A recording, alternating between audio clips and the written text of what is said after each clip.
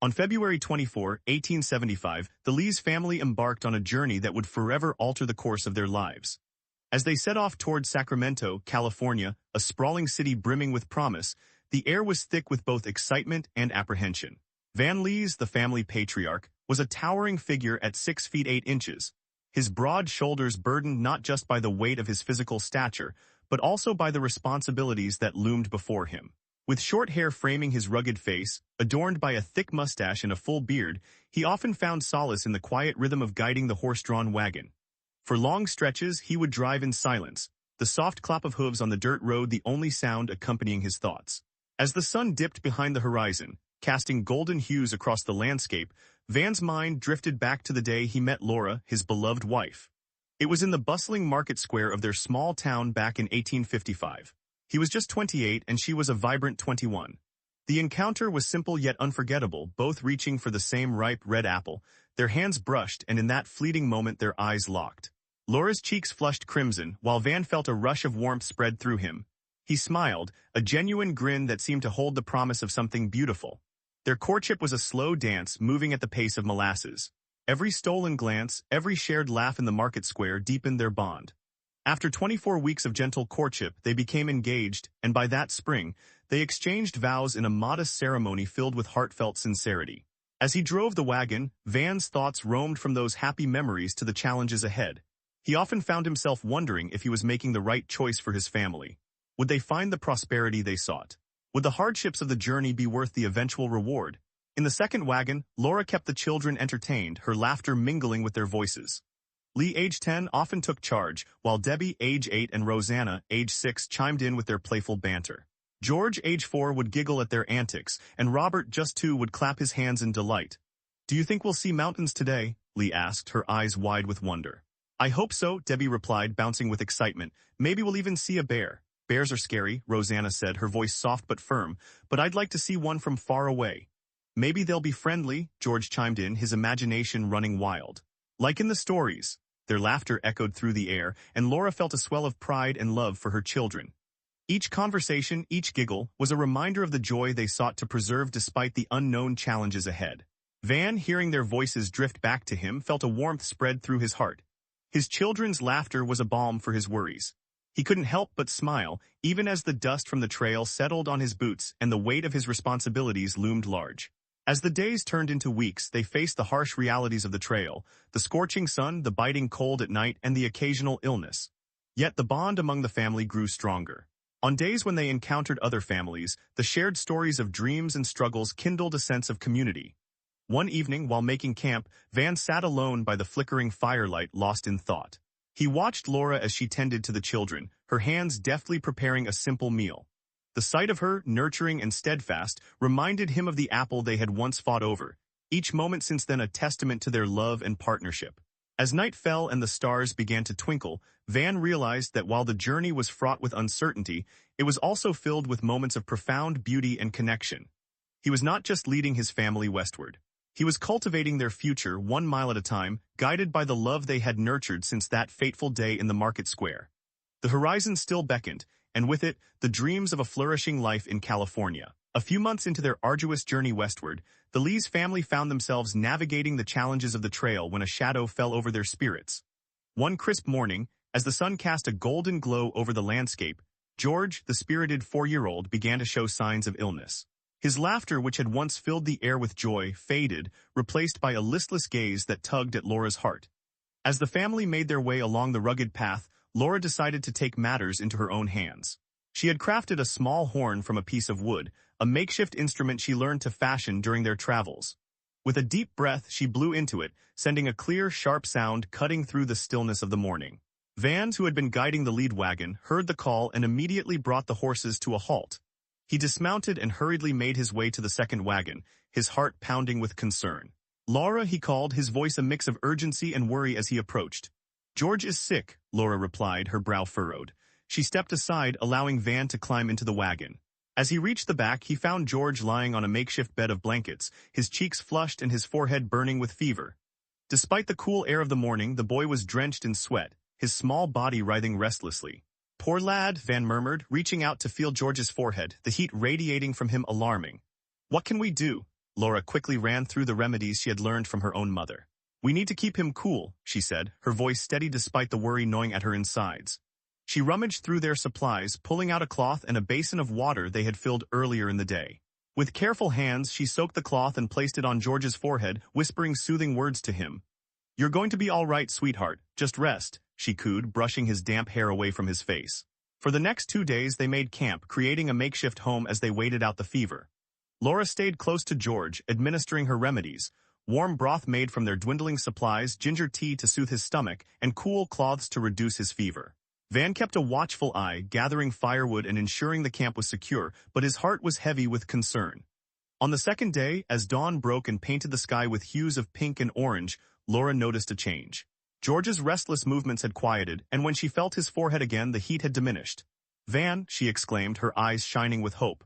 "I think the fever is breaking." Van leaned in, his heart lifting as he observed George's breathing becoming steadier.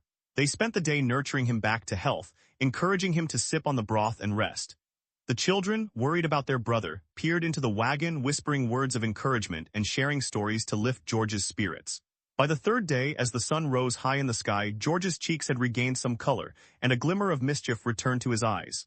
"Can we go now?" he asked, a hint of his usual exuberance shining through. With a smile that lit up her face, Laura replied, "Yes, my brave boy. We're heading west to Sacramento, California." Van felt relief wash over him as he helped George climb from the wagon, his small legs shaky but determined. They packed their belongings, the family coming together once more, sharing laughter and hope as they prepared to continue their journey. The trials they faced only strengthened their bond, and as they set off down the trail, they carried with them the warmth of their love and the promise of a brighter future. As the Leas family rode toward the future that lay ahead, a sense of anticipation filled the air. The sun hung high, illuminating the vast landscape before them, and the rhythmic sound of hooves on the dusty trail provided a comforting backdrop to their thoughts.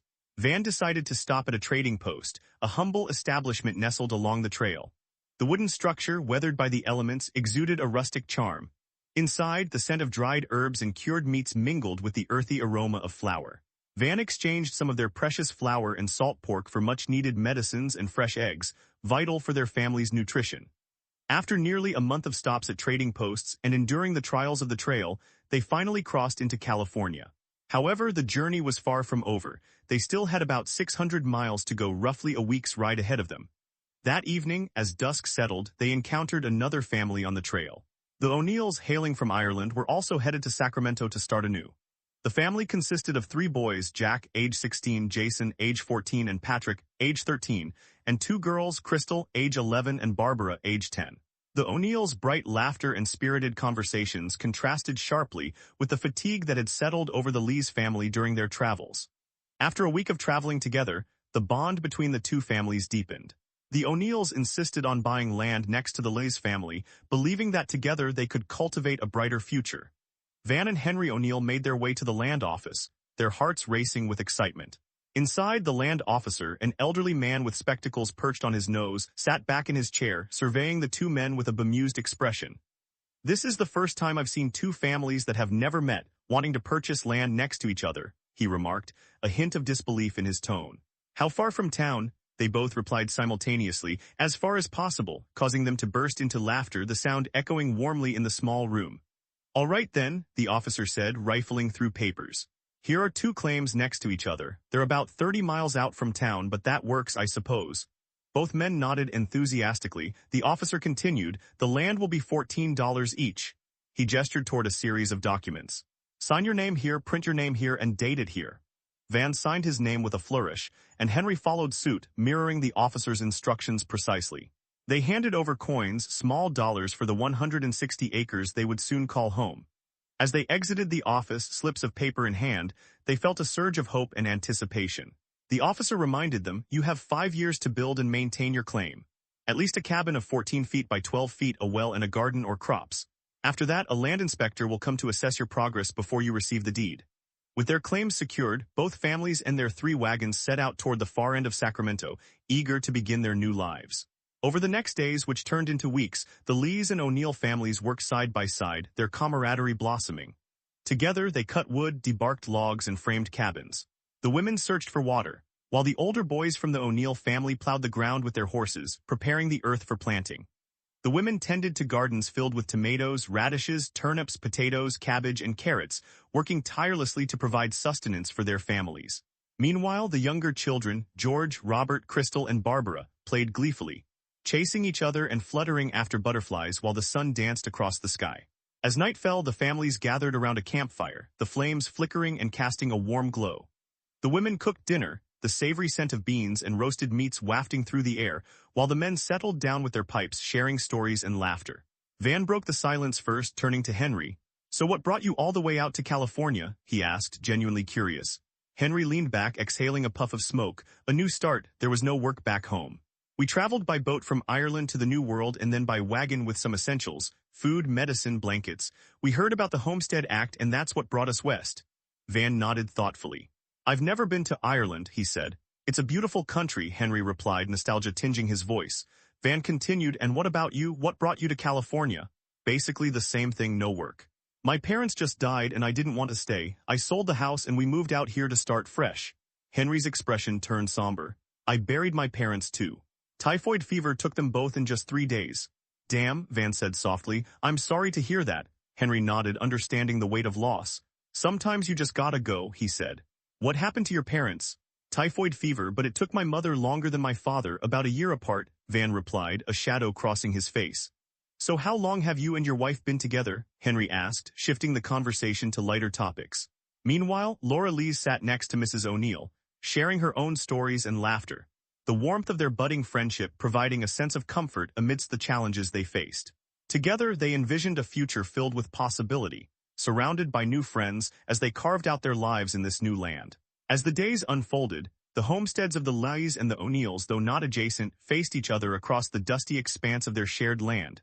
They were woven into the fabric of the California frontier, where the sun blazed fiercely in the summer months, casting long shadows over the parched earth. Over the next few weeks, occasional riders passed through, their horses kicking up clouds of fine dust. One day, a rider noticed Mr. O'Neill and Mr. Leas laboring diligently, digging a substantial hole. Mr. O'Neill paused to glance up, but Mr. Leas remained focused on their task. "We're digging for a well," Mr. O'Neill called out, wiping the sweat from his brow. "And after that, we'll dig another spot. Care to come by and guess what else we're up to?" The rider, intrigued but non-committal, merely nodded and rode off into the distance, leaving the two men to their secretive endeavors. The townsfolk speculated about the purpose of their digging, but no one knew that Mr. O'Neill and Mr. Leas were not just creating a well.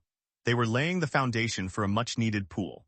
In the sweltering heat of California, where the sun beat down relentlessly and the air hung heavy, a pool would provide a refreshing escape and a place for the children to learn to swim. By the time April rolled around, the pool was taking shape. After much effort, the excavation was complete. The two men hitched a wagon to their sturdy mule and set out to find limestone, essential for their project. They scoured the land, eventually discovering some limestone deposits. With axes in hand, they chipped away at the rock, breaking off manageable chunks. Together, they heaved the heavy pieces into the wagon, their muscles straining but their spirits high. They returned to their claim, tired but satisfied, knowing they would finish the project the next day. The year was 1875, and in Sacramento the earth was dry and dusty. That evening, they prepared dinner for their families, ensuring the little ones were fed before tucking them into bed. Tomorrow would be a monumental day for Mr. Leas and Mr. O'Neill. At dawn the next morning, they rose early, the first light of day illuminating their determined faces. They mixed the limestone with water, an essential step in creating a sturdy pool lining, and transported it in a wheelbarrow. Nearby, Crystal and Barbara played in their mother's garden, their eyes sparkling with delight as they discovered tiny green shoots poking through the soil. Jason, with his beloved harmonica, filled the air with cheerful tunes, drawing Patrick and Jack out onto the porch. They watched their fathers at work, curiosity piqued.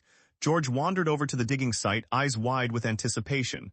"What are you making, Dad?" he asked, his voice laced with wonder. "A pool, son," Mr. Leas replied with a grin, as he and Mr. O'Neill began to plaster the lime mixture onto the walls of the dug hole. "Why does it slope down?" George inquired, tilting his head. "So you can stand here and then swim," Mr. O'Neill explained, demonstrating with a sweeping motion of his arm.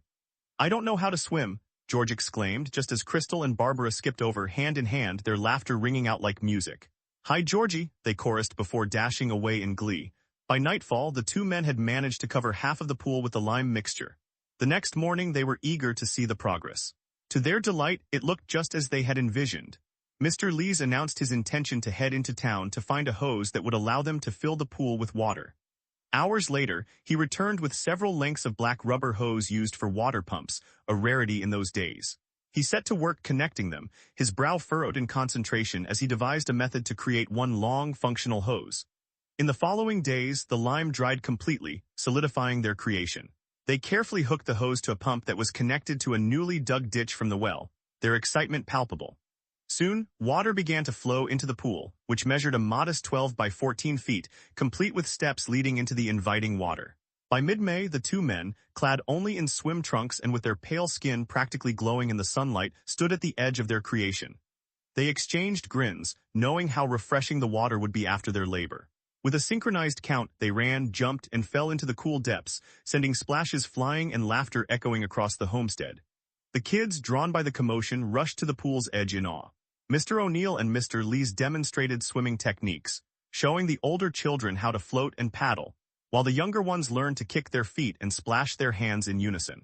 After 2 days of enthusiastic swimming lessons, Crystal and George had gained confidence and skill, their laughter mingling with the sound of water. However, Barbara hesitated, her eyes wide with uncertainty as she watched the others. "Come on, Barbara, it's fun," Crystal encouraged, her voice bright and inviting. I'm scared," Barbara admitted, peering into the shimmering water. With patience and encouragement, the fathers guided the children, ensuring each one felt safe and excited about their new skills. The once dusty homestead was now filled with laughter and splashes, embodying the spirit of community and the joy of summer days spent together.